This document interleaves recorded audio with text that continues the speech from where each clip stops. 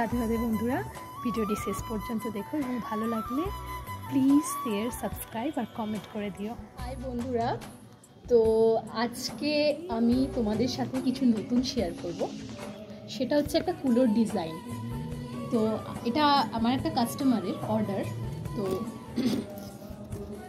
এটা এখনও পুরোপুরি তৈরি হয়নি, তো তৈরি হওয়ার পর ফাইনাল লুকটা তো অবশ্যই শেয়ার করব। তার সাথে জানিয়ে রাখি কিছু কথা। সেটা হচ্ছে যে দিদির যেহেতু 24 তারিখে বিয়ে, তো দিদি আমার সাথে অনেক দেরিতেই কন্ট্যাক্ট করে। তো ওনার বিয়ে, উনি আমাকে অর্ডারটা দিয়েছেন কালকে। তো আমাকে অবশ্যই 1-2 দিনের মধ্যেই জিনিসটা কমপ্লিট করে দিতে হবে। সো তোমরা যারা এভাবে অর্ডার দিতে চাও তারা অন্তত হাতে 1 সপ্তাহ নিয়ে তারপরেই অর্ডারটি দিও, কেননা আমার করতে একটু সুবিধা হবে আর কাজটাও খুব সুন্দর হবে।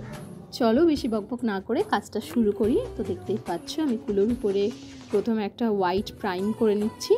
তো আমার কাছে জেসো ছিল না, তো তাই আমি ভাবলাম যে ওই মুহূর্তে আমার কাছে হোয়াইট ফেব্রিক কালার ছিল, তো আমি ওটাই প্রথমে দিয়ে দিয়েছিলাম। আর প্রতিটা কালার দেওয়ার পরেই কিন্তু আমি জিনিসটাকে ভালো করে শুকিয়ে নিয়েছিলাম। জানো তো, হাতে যতই কম সময় থাকুক না কেন, কাস্টমারদেরকে আমাদের নিজের বেস্টটুকু দিয়েই করে দিতে হবে।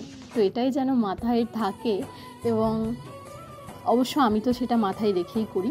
তো আমি চেষ্টা করেছিলাম যে তাড়াতাড়ি করে দেওয়ার, তো আমি সেভাবেই করেছি এবং আমি হাতে সময় নিয়েছিলাম 2 দিন। তো আমি যখন ওটা করেছিলাম প্রতিটা জিনিসই কিন্তু আমি ভালো করে শুকিয়ে নিয়েছিলাম। এবার দেখো যে আমি একটা আউটলাইন করে নিচ্ছিলাম পেন্সিল দিয়ে, যাতে আমার কাজটা করতে আরও ইজি হয়।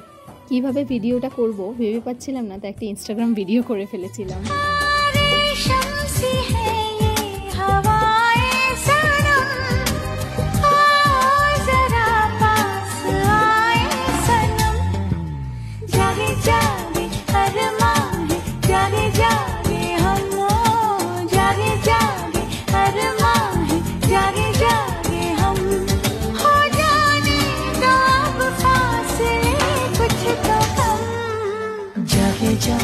এবার দেখো ধীরে ধীরে আমি আমার কাজটা অনেকটাই কমপ্লিট করে ফেলেছি, এবং প্রতিটা, আমি বারবার বলছি, প্রতিটা জিনিস কিন্তু আমি ভালো করে শুকিয়ে নিয়েছি।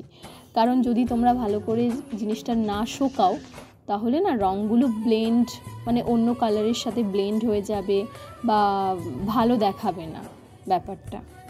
আমার কাজের এটা লাস্ট স্টেজ, যেটা হচ্ছে রঙটাকে ভালো করে কুলোর উপরে শুকিয়ে তারপর সেটাকে ভার্নিশ করে নিতে হবে।